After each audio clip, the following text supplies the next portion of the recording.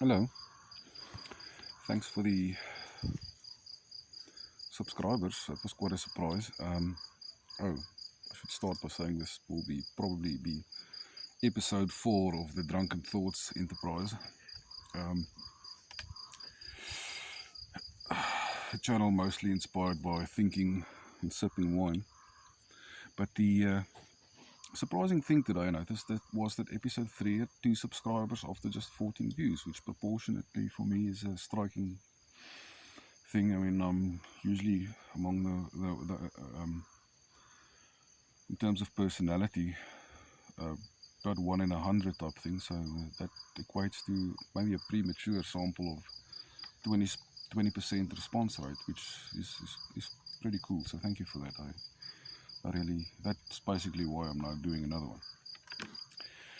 Okay, so episode 3 was basically, I think, roughly my history on some synchronicities that I experienced. Very little telepathy was covered, or I should say dream telepathy, or dream premonitions, etc. Because I'm not telepathic and I can't tell the future. Those aren't my talents. So these things that occur in life, I don't think has anything to do with the conscious mind at all. I think it may be a subconscious thing that, for prenatal and postnatal language acquisition for the infant. I think it's for that function that we are, telepathic. But we live in a three-dimensional world that requires our full attention. So and our command over it comes from able to relay ideas verbally and accurately and quickly. And so we neglect those talents. But nonetheless, for me, it opens an interesting doorway between theology and perhaps spirituality. Because I do believe that there is a brain out there. At least I don't know. We won't know if that brain has creative capacity. But the experiences I've had, as discussed in episode 3, for me indicates that there is an intelligence out there. It may be a telepathic whale that's just fooling around with my head. It may be a god. It may be some aliens that just tune into gravitational waves and are able to influence to some extent. And if I want to go really far out, I actually think the purpose of the pyramids are to generate electricity, or used to, and then resonate on a frequency, or at least on a gravitational wave frequency, to create a good vibe on Earth. I think it's a sort of a positive mind control device that was broken, unfortunately, with time. But let's start with things like prayer. I mean, what is a prayer really? I mean, if you study it, you will come across people that tell you that you must emotionally feel like the result has already occurred when you pray. In other words, to translate your emotions or manifest your emotions firstly, and then the result will follow. And then you have your new age thinkers that say, well, the universe will provide what you are, type thing. It will resonate with you, and all of those things are true. And even if it's just in a scientific way, if you maintain a positive demeanor, you will attract people, and they will want to engage with you, and that will require for them to also have a positive demeanor, because that's how they would come into your life. I mean, you will, if you focus on things and have a positive mindset, then positive things will happen to you. And if you manifest negativity, then you create skepticism, and you create partitions, and you create doubt and paranoia, and you will go down that path. So irrespective of the medium of resonance, the principle remains true. So it's not like I'm trying to sell you useless information or tell you useless information. But I think there's something there, though. I mean, I believe that, and I think a good experiment would be to perhaps set up an app with pregnant women to, let's for argument's sake say, with a pink flower as a background, bombard them with positive messages. And then another app would have perhaps a yellow triangle as the background, and you bombard them with positive messages to see if those shapes and their emotional positivity, to see if their subsequent children will experience positive emotion when they see those shapes.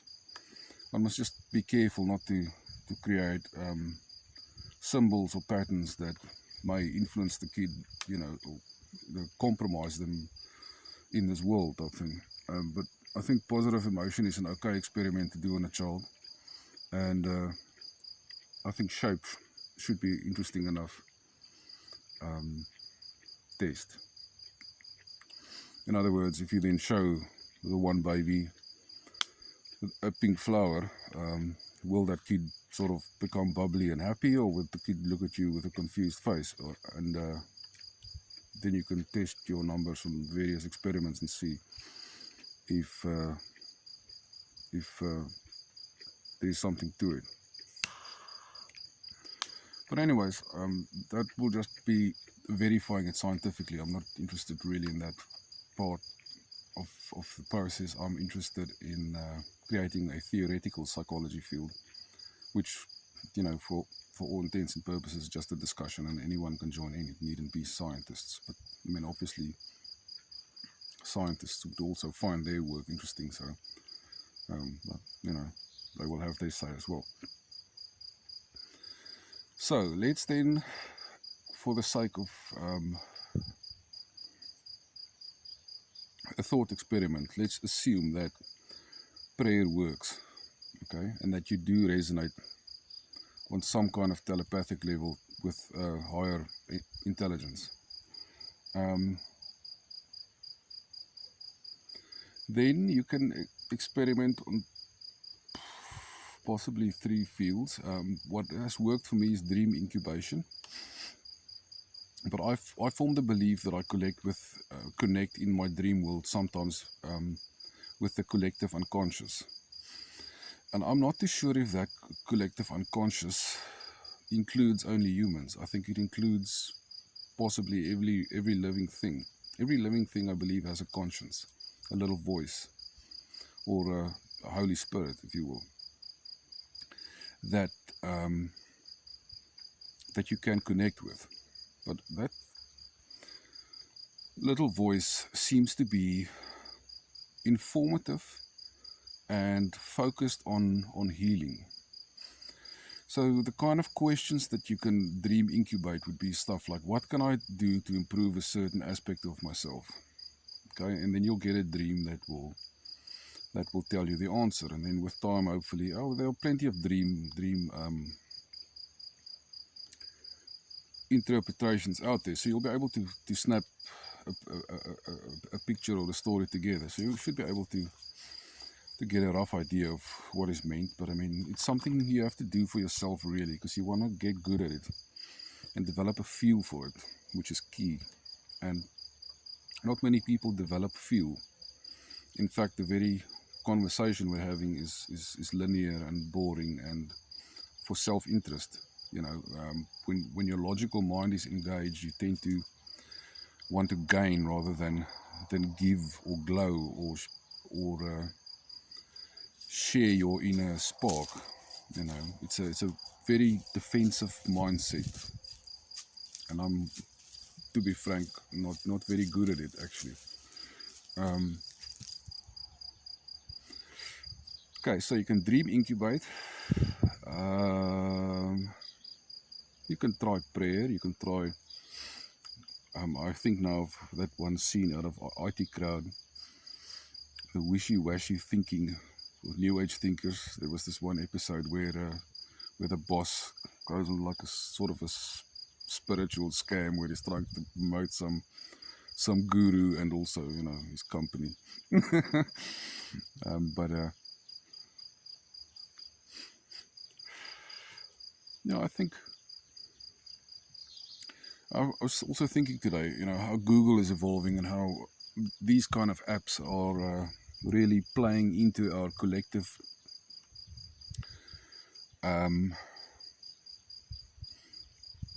well, I suppose that's sufficient, plays into our collective. It's kind of interesting because it's sort of communal. Like, I don't want to abuse the word communism, but there are aspects in life where sharing information is just good for everyone. And if you go back a little bit further to Maslow triangle theory, where people generally on average develop to a point of where they want to socialize, and then you have the nuts as myself that get to the apex, that self-actuate or self-actualize.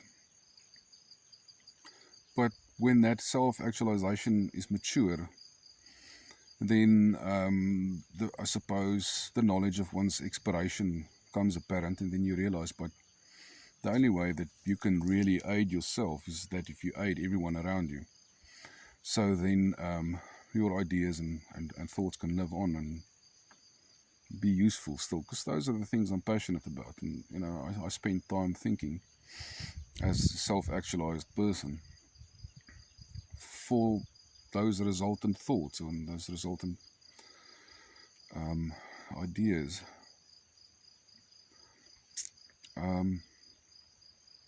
Then another line of thought that's interesting, for those of you who read the Gospel of Mary, there's a very interesting piece in there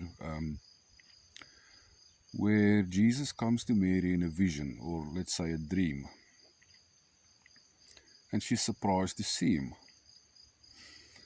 And she questions him on how it is possible that he's able to communicate to her. And he explains to her that there where the heart is, he shall be. And it explains it in such a way, or was that now the Gospel of Thomas? Maybe I should get my facts straight there first. But basically it boils down into like a male-female polarity-based insight as to how our consciousness works and how you must navigate that in order to be able to meet him in a vision. Which is kind of weird, because I don't think Mary was a particular psychologist, but the insights that he passed on to her after he had died, supposedly, if we now look at him as a scientist, if you get nailed to a cross, you're pretty fucking dead. So for that insight to live on is where things get interesting.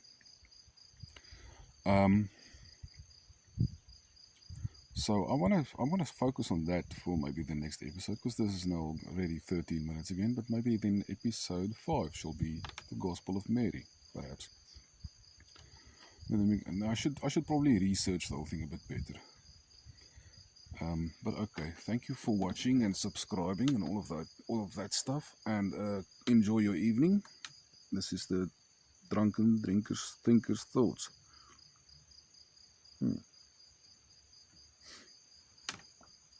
Cheers.